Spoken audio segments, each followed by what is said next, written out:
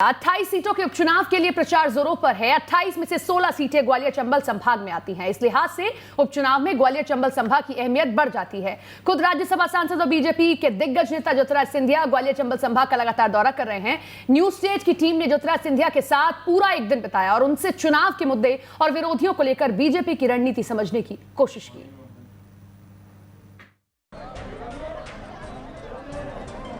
मध्य प्रदेश में 28 सीटों पर उपचुनाव होने वाले हैं, लेकिन जो माहौल है वो उपचुनाव वाला नहीं बल्कि मिनी इलेक्शन वाला है। यही कारण है कि तमाम दिग्गज प्रचार में जुटे हैं। 16 सीटों के साथ ग्वालियर चंबल संभाग की अहमियत बहुत ज्यादा बढ़ गई है। राज्यसभा सांसद और बीजेपी के दिग्गज नेता ज्योतिराज सिंधिया ने प्रचार में पूरी ताकत झोंक रखी है। न्यूज स्टेट की टीम ने ज्योतिराज सिंधिया के साथ पूरा दिन बिताया और उनकी प्रचार शैली के साथ साथ चुनावी मुद्दों पर उनकी राय जानने की कोशिश की। बीजेपी के स्टार प्रचारक और राज्यसभा सांसद ज्योतिरादित्य सिंधिया कभी सड़क मार्ग से तो कभी हवाई मार्ग से लगातार एक दिन में 4 से 5 सभाएं करते हुए देखे जा रहे हैं। मैं इस समय उन्हीं के साथ हूँ एक हेलीकॉप्टर की यात्रा में, जहां से एक चुनाव सभा संबोधित करने के बाद हम लोग दूसरी जगह पर जा रहे हैं, यानी मुरैना से भिंड की ओर। मैं बात करता हूँ सिंधिया जी से, क्योंकि इस समय ये सुना जा रहा है कि सबसे ज़्यादा मेहनत यही कर रहे हैं। सिंधिया जी, इस मेहनत का अगर हम बात करें तो किस तरह का आने वाला परिदृश्य आप देख रहे हैं? देखिए, मैंने अपने 20 साल के जनसेवा में सदैव कोशिश की है कड़ी मेहनत की। मेरी कड़ी मेहनत है स्वतः के लिए नहीं, जनता के विकास के लिए, जनता की प्रगति के लिए, क्षेत्र और प्रदेश की प्रगति के लिए, और यही मेरी जीवन का लक्ष्य है। आज आशाएं अभिलाषाएं हैं कि जो भारतीय जनता पार्टी की सरकार प्रदेश में स्थापित है, उसके आधार पे जो 5 महीनों में हमने इस कोरोना काल में भी विकास और प्रगति की एक लंबी लकीर खींची है, उसके आधार पर जनता का आशीर्वाद हमें जरूर प्राप्त होगा।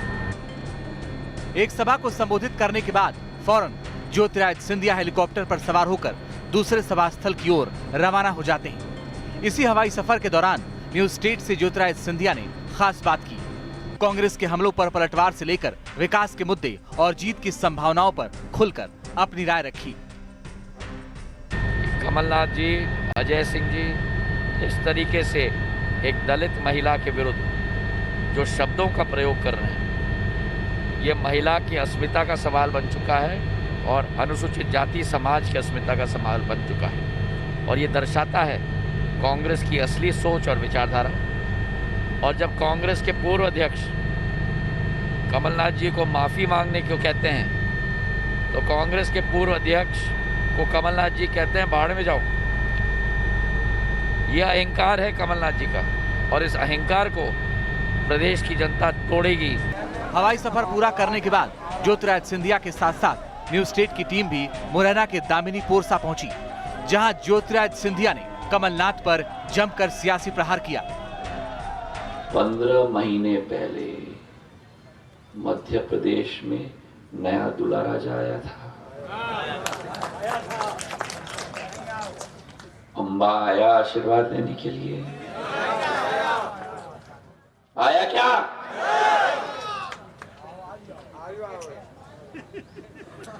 अब आएगा। और मेरे तरह फर्श पर बैठकर नंगे पैर नहीं घूमेगा। आएगा तो hello hello hello hello hello.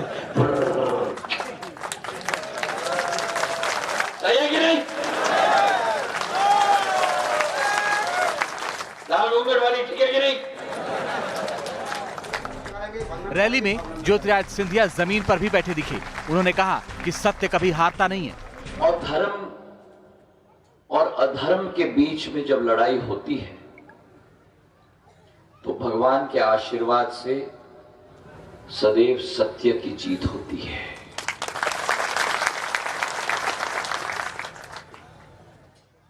आगामी 25 तारीख को दशहरा का पावन पर्व है।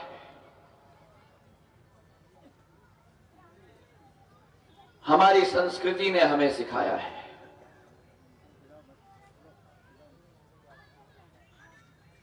इस देश के राष्ट्रपिता महात्मा गांधी ने सिखाया है,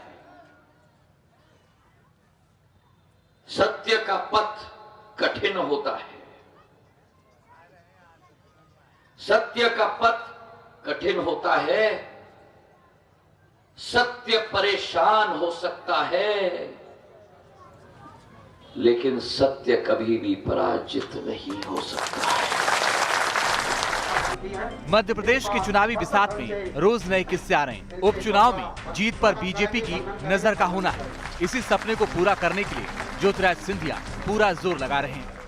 तस्वीरों में हम दिखा दें, लगातार पूरी तैयारी के साथ ज्योतिरादित्य सिंधिया बैठे हुए हैं मंच पर। एक तरफ बीजेपी के तमाम बड़े नेता हैं, सिंधिया जी खुद हैं, बार बार अपने मोबाइल में कुछ न कुछ चेक करते रहते हैं और साथ ही जो उनके पास दस्तावेज हैं, जो मुद्दे हैं, उनको भी देखते हैं, क्या चुनौतियां हैं, उनको भी जनता के बीच में बताने की कोशिश की जा रही है।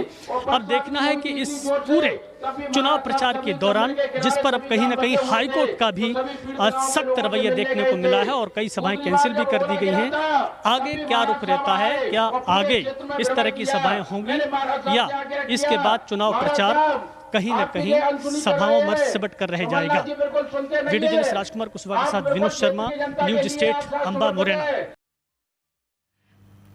तो देखा आपने किस तरीके से ताबड़तोड़ रैलियां कर रहे हैं और सीधा सीधा निशाना कमलनाथ पर साध रहे हैं। इस दौरान हवाई यात्रा भी की है और उस दौरान भी हमारे जो संवाददाता हैं विनोद शर्मा उनके साथ में मौजूद रहे। एक्सक्लूसिव बातचीत आपको दिखाते हैं। पूरे मध्य प्रदेश में होने वाले विधानसभा के उपचुनाव में इस समय हम कह सकते हैं कि प्रचार बहुत जोर शोरों से चल रहा है और बीजेपी के स्टार प्रचारक और राज्यसभा सांसद ज्योतिरादित्य सिंधिया कभी सड़क मार्ग से तो कभी हवाई मार्ग से लगातार एक दिन में 4 से 5 सभाएं करते हुए देखे जा रहे हैं। मैं इस समय उन्हीं के साथ हूँ एक हेलीकॉप्टर की यात्रा में, जहां से एक चुनाव सभा संबोधित करने के बाद हम लोग दूसरी जगह पर जा रहे हैं, यानी मुरैना से भिंड की ओर। मैं बात करता हूं सिंधिया जी से, क्योंकि इस समय ये सुना जा रहा है कि सबसे ज़्यादा मेहनत यही कर रहे हैं। सिंधिया जी, इस मेहनत का अगर हम बात करें तो किस तरह का आने वाला परिदृश्य आप देख रहे हैं? देखिए, मैंने अपने 20 साल के जनसेवा में सदैव कोशिश की है, कड़ी मेहनत की।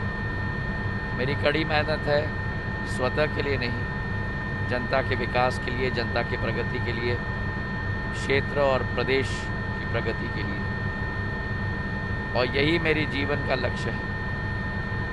आज आशाएं अभिलाषाएं हैं कि जो भारतीय जनता पार्टी की सरकार प्रदेश में स्थापित है, उसके आधार पे जो 5 महीनों में हमने इस कोरोना काल में भी विकास और प्रगति की एक लंबी लकीर खींची है, उसके आधार पर जनता का आशीर्वाद हमें जरूर प्राप्त होगा।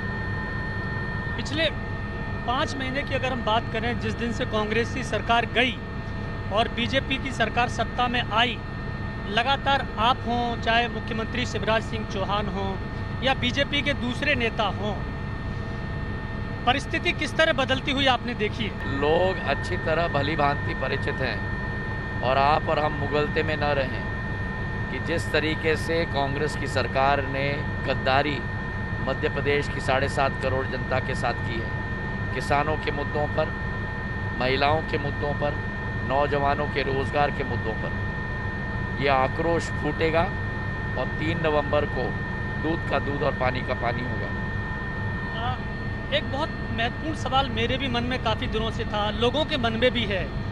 लोग ये जानना चाह रहे हैं कि सिंधिया जी के मन में ऐसा कब आया कि काम नहीं हो पा रहे हैं, अब इस सरकार को छोड़ देना चाहिए?